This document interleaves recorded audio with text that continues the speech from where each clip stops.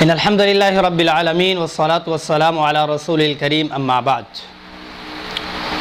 مبارک ہیں وہ زبانیں جو حدیث کو پڑھتی ہیں، اور مبارک ہیں وہ کان جو احادیث کو سنتے ہیں۔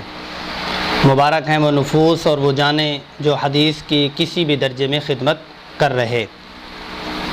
کتاب العلم سے ہم درس سنتے ہیں اور اس سے برکت لیتے ہیں۔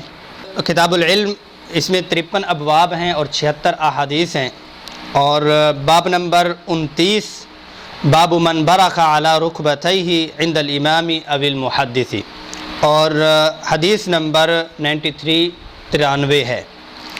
وبه قال حدثنا ابو اليمان قال اخبرنا شعيب عن الزهري قال اخبرني انس بن مالك ان رسول الله صلى الله عليه وسلم خرج فقام عبد الله بن حذافة فقال من ابي؟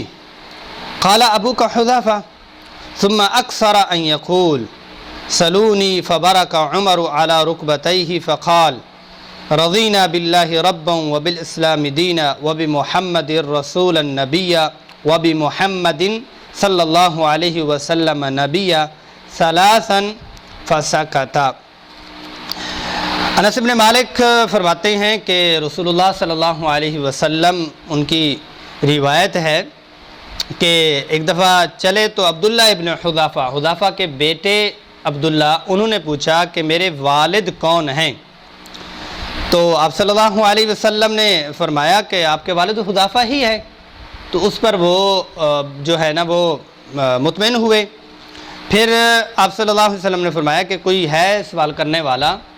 تو فبرکا عمر علی رکبتیہ، تو آپ صلی اللہ علیہ وسلم کے گھٹنے کے ساتھ گھٹنے اور بالکل دو زانوں ہو کر بیٹھے، اور فرمایا رضینا باللہ ربا وبالاسلام دینا وبمحمد نبیا ثلاثا فسکتا۔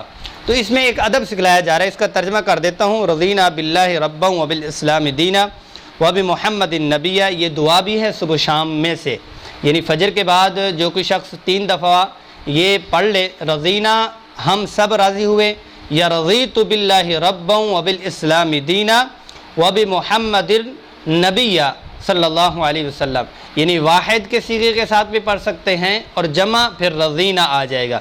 جو کہ شخص صبح کے وقت میں اس کو فجر کی نماز کے بعد اور رات کو مغرب سے پہلے، مغرب کے بعد شام کے وقت میں پڑھ لے، تو اللہ تعالیٰ اس کو قیامت والے دن اس حالت میں اٹھائیں گے اس کے اس سے راضی ہوں گے، کیونکہ یہ صبح شام کہہ رہا ہے میں اللہ پہ راضی، اللہ کے رسول پہ راضی، اور اللہ کے رسول کو نبی ماننے پہ راضی، میں راضی ہی راضی، تو قیامت والے دن اس سے بھی اللہ راضی ہی ہوں گے۔ ایک تو ہوا اس کا ترجمہ اور عمل، دوسرا اس میں یہ ہوا کہ ادب اور سلیقہ بتلایا جا رہا ہے کہ آداب کا بھی بہت خیال ہوتا ہے۔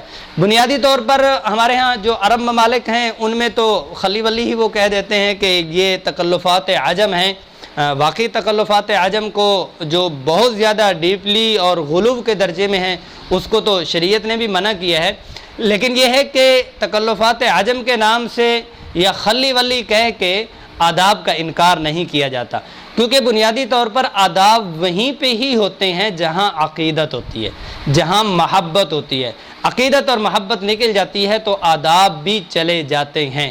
تو رسول صلی اللہ علیہ وسلم کا ادب، کتابوں کا ادب، احادیث کا ادب، قرآن کا ادب، مساجد کا ادب، جن سے علم سیکھتے ہیں ان کا ادب، اپنے والدین کا ادب کہ وہ ہر سب کچھ ہمیں سکھلا رہے، پلا رہے، سارا کچھ وہ کر رہے ہیں۔